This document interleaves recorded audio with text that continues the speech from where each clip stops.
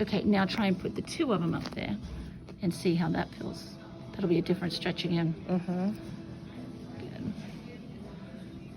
Yeah, and if you do it,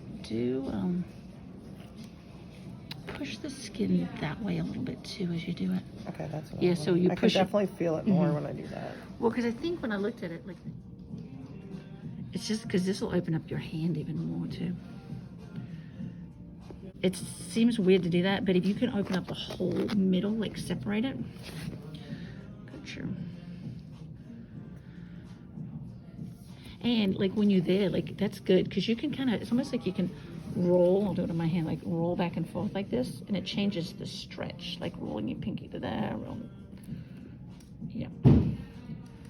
Yeah. Good. And then do it from the top. Bring it down so we can see. Oh, So just straight. yeah.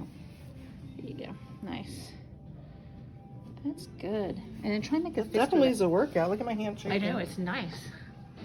Come back up.